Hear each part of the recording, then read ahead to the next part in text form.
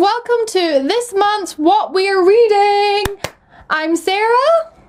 And I'm Elizabeth. And this is the June What We're Reading. We've been doing this for 6 months. How bizarre is that? It's our half-year anniversary! Yeah, so this month we did book 2 in the Spies in Saddle series, Spies and Stilettos by VB123321.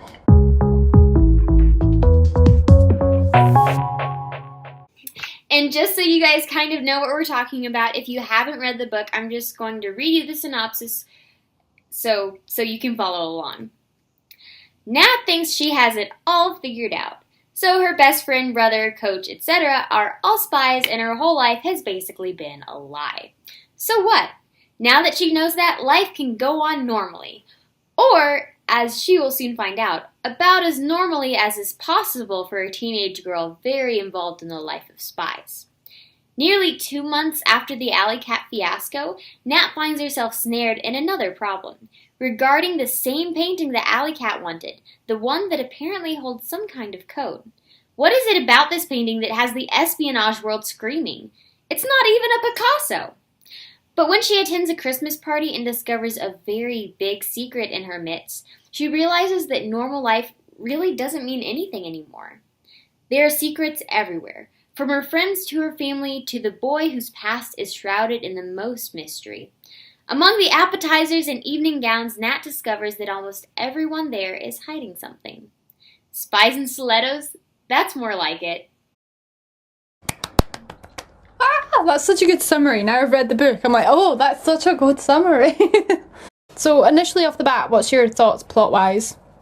I thought it was pretty good. It seemed to be a bit more streamlined, I suppose, than the last one. And for me, it was a lot more tense because it's all building up towards this one climax. And there's the people that she loves that are in danger. And it's all just, it was really intense. Like, I was honestly kind of addicted to this book. And I felt like it was a lot better done than the last book. What do you think?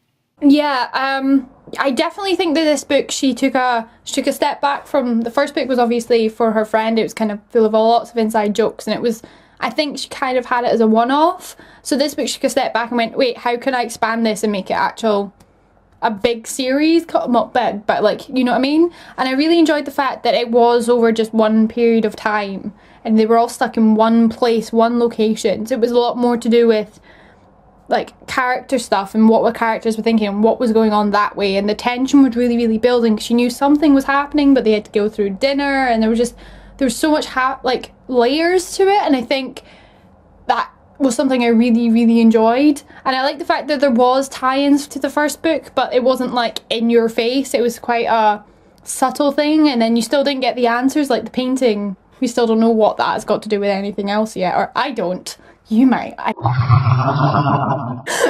stopped. I was like, if I read any more, I'm going to spoil it in the review. I'm just going to do it one book at a time. Yeah, just so you guys know, I went ahead and I splurged. Sarah has a lot more self-control than I do. I read all the rest in the series. I was on vacation. I wanted to read them, so good job, Sarah. We're so... No, I'm like instantly, the minute I record my big review for my channel, I'm reading like the next book and then recording and then the next book. I'm like, I need to get these done like as soon as possible. I'm so like intrigued, and plus Nat is my fave. She always is.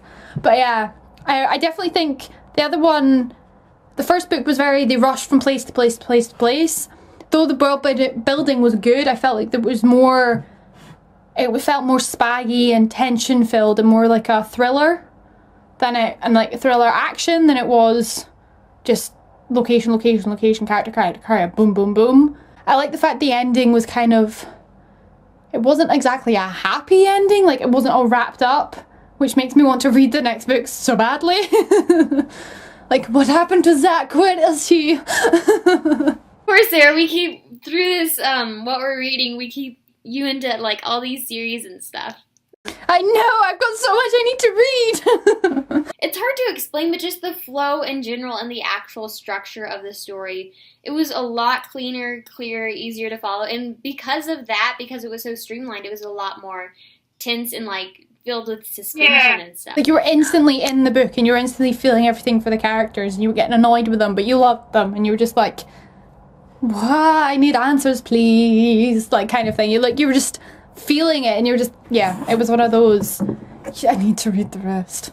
And something I also enjoyed was book 2, the characters had changed a little from what happened in book 1, but they were still the core, the characters we got to know in book 1 as well. Obviously, we learnt a lot more about certain characters.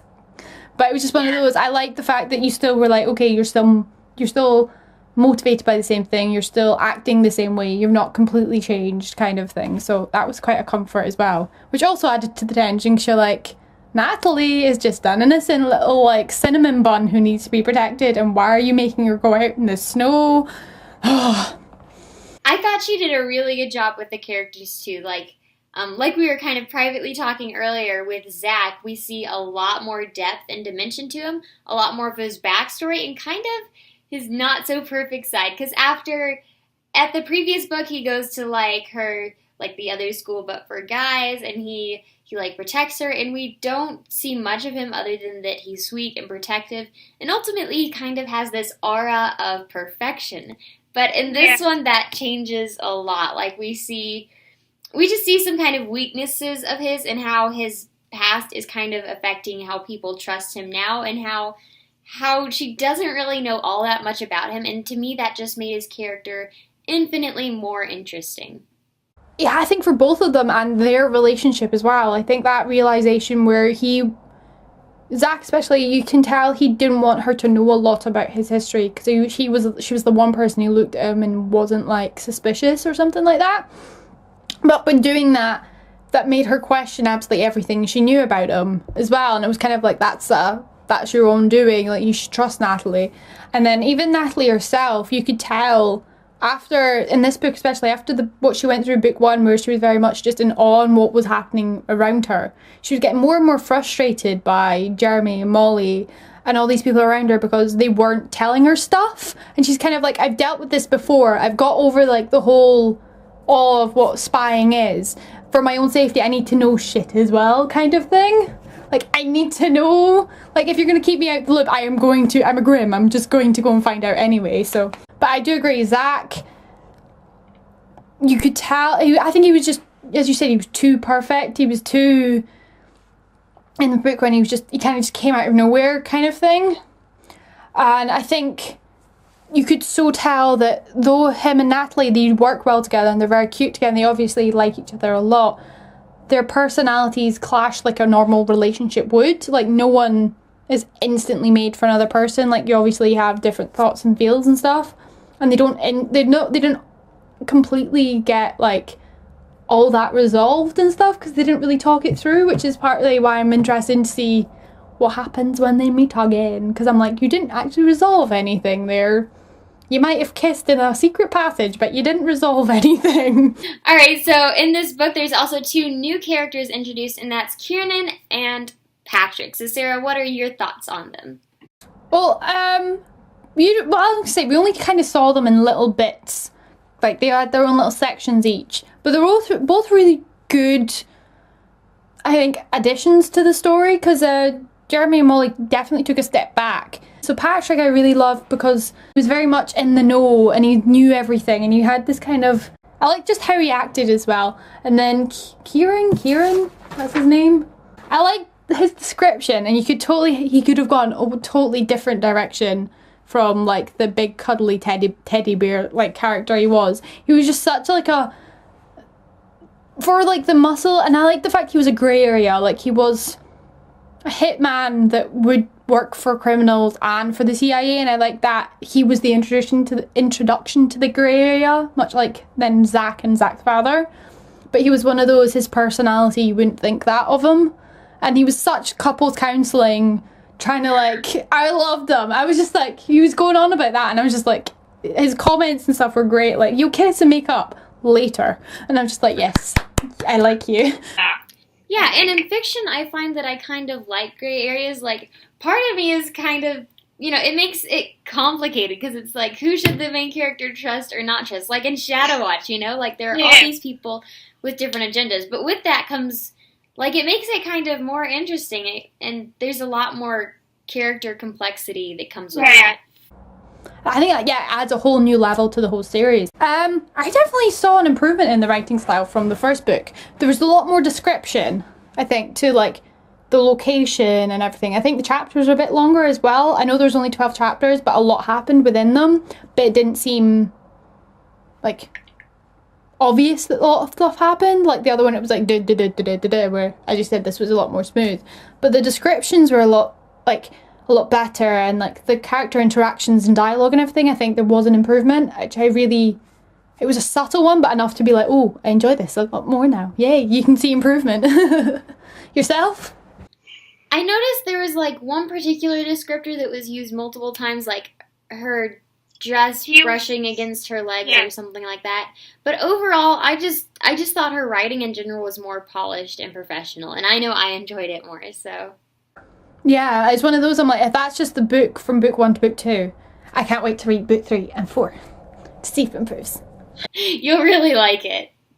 I am actually so excited to read them. So guys, that is kind of our monthly discussion on this book. As you can tell, we both really like this series and I am so excited to read more. So if you want to join us in next month's What We're Reading, we're going to be doing Betrothed to Jack Frost by Alley Cat 1901. The link to that will be in the description box for both our videos probably, so yes. And remember, when we do one of these, we also do a bonus video, so you should now go over to Elizabeth's channel and see our bonus video for this, because why wouldn't you want more spy madness? Because I would. So guys, we'll see you next month. Bye! Bye!